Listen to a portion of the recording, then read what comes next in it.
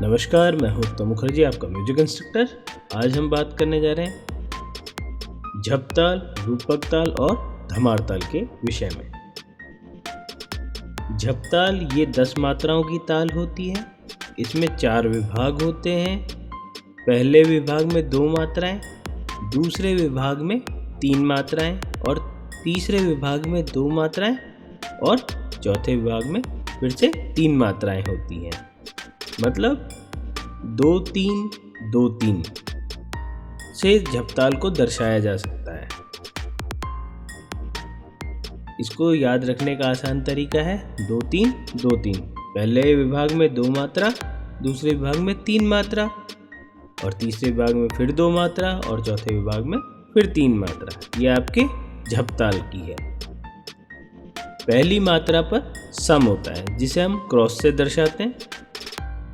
तीसरी मात्रा पर दूसरी ताली होती है और छठी मात्रा पर खाली होती है। 8वीं मात्रा पर तीसरी ताली होती है। ताली खाली आप लोग ये जानते ही हैं। ताली को हम लोग नंबर से दर्शाते हैं, सम को क्रॉस से और खाली को हम 0 से दर्शाते हैं। झप ताल का प्रयोग कहाँ कहाँ होता है? झप ताल का प्रयोग शास्त्रीय संगीत और उपशास्त्रीय संगीत या सुगम संगीत में किया जाता है। इसके बोल होते हैं धीना, धी धीना, तीना, धी धीना। याद रहे, धीना, धी धीना, तीना, धी धीना।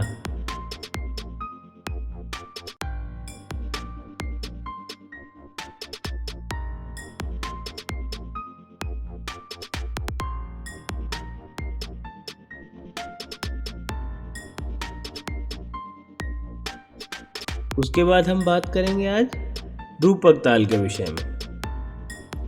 इस ताल को लेके बहुत सारे विद्वानों में मतभेद रहे हैं शुरू से ही, क्योंकि कुछ विद्वान मानते हैं कि भाई रूपक ताल जो है आपकी सम से चालू होती है और कुछ विद्वान मानते हैं ये खाली से चालू होती है। 7 मात्राओं की ताल है लेकिन मचाया हुआ इसने बवाल है। तो पहले इसके बारे में हम लोग अच्छे से समझ लेते हैं, फिर उसके बारे में इस विषय पे चर्चा करते हैं। रूपक ताल ये 7 मात्राओं की ताल है। इसका प्रयोग शास्त्रीय संगीत और सुगम संगीत या उपशास्त्रीय संगीत दोनों में किया जाता है। इसमें 3 विभाग होते हैं। पहले विभाग में 3 मात्राएं, दूसरे विभाग में 2 मात्राएं और तीसरे विभाग में 2 मात्राएं होती हैं, यानी 3-2-2 के रूप में भी इसको हम दर्शा सकते हैं। पहली मात्रा पर सम होता है, लेकिन मैंने पहले ही कहा था इस ताल में मतभेद है बहुत से विद्वानों में कि ये सम से चालू होती है, कुछ कहते हैं ये खाली से चालू होते हैं। लेकिन शास्त्रीय संगीत में आज भी इसे खाली से ही चालू माना जाता है। और ये याद रखना कि ये आप लोगों के सिलेबस की एकमात्र ऐसी ताल है फर्स्ट टर्म के सिलेबस में जो खाली से चालू हो रही है। याद रखिएगा, इसकी पहली मात्रा खाली से चालू होती है और पहली ताली चौथी मात्रा पर लगती है और दूसरी ताली छठी मात्रा पर लगती है। अब मैं इसे ऐसे कहूँगा कि दूसरी ताली चौथी मात्रा पर लगती है और तीसरी ताली छठी मात्रा पर लगती है, क्योंकि कुछ विद्वान जो है इसकी पहली मात्रा पे सम मानते हैं और सम को हम ताली से दर्शाते हैं। तो इसीलिए वो लोग चौथी मात्रा पे दूसरी ताली और छठी मात्रा पर तीसरी ताली दर्शाते हैं।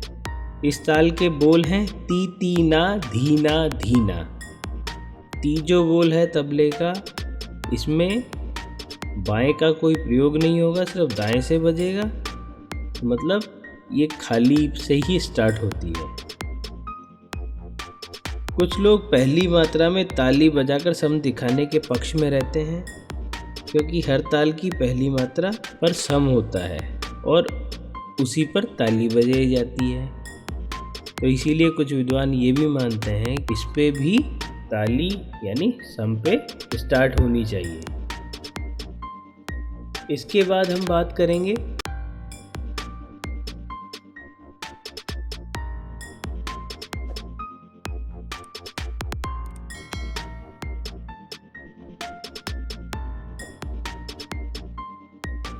आपकी नेक्स्ट ताल, जिसका नाम है धमार। यह 14 मात्राओं की ताल होती है, ये तो आप लोग जानते ही होंगे।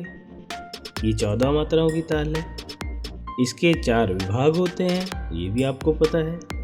पहले विभाग में 5 मात्राएं होती हैं, दूसरे विभाग में 2 मात्राएं होती हैं, तीसरे विभाग में 3 मात्राएं होती हैं और चौथे विभाग में 4 मात्राएं होती हैं। पहले में 5 है, बाकी तो फिर गिनती चालू हो गई। 5 2 3 फिर 4, 5 2 3 4। धमार ताल को हम लोग इस तरीके से भी याद रख सकते हैं, 5 2 3 4। इसको इस रूप से भी हम दर्शा सकते हैं। पहली मात्रा पर इसमें भी सम होता है और इसके पहले विभाग में 5 मात्राएं होती हैं। छठी मात्रा पर दूसरी ताली होती है, 8वीं मात्रा पर खाली होती है जिसे हम 0 से दर्शाते हैं और 11वीं मात्रा पर तीसरी ताली होती है। धमार ताल का शास्त्रीय संगीत में प्रयोग किया जाता है। यह ताल विलंबित लय की ताल है। याद रखना, यह ताल विलंबित लय की ताल है। विशेष रूप से इस ताल को धमार गायन शैली के साथ बजाया जाता है। ये इम्पोर्टेंट है, थोड़ा याद रखिएगा। इसे विशेष रूप से धमार गायन शैली के साथ बजाया जाता है। प्राचीन काल में इस ताल को मृदंग और पखावज पर ही बजाया जाता था, परंतु अब तबले पे भी बजाया जाता है। इस ताल के बोल हैं का धी ट धी ट धा आ, गा ती ट ता आ।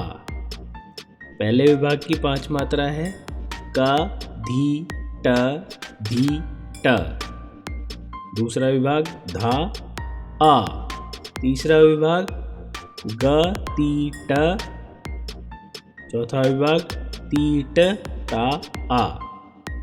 पहले विभाग में 5 मात्रा, दूसरे विभाग में 2 मात्रा, तीसरे विभाग में 3 मात्रा, चौथे विभाग में 4 मात्रा। आशा करता हूँ आप लोगों को ये वीडियो पसंद आया है। अगर आपको ये वीडियो पसंद आए तो मेरे चैनल को लाइक कीजिए, शेयर कीजिए, सब्सक्राइब कीजिए और साथ ही साथ कमेंट करना ना भूलिएगा। धन्यवाद।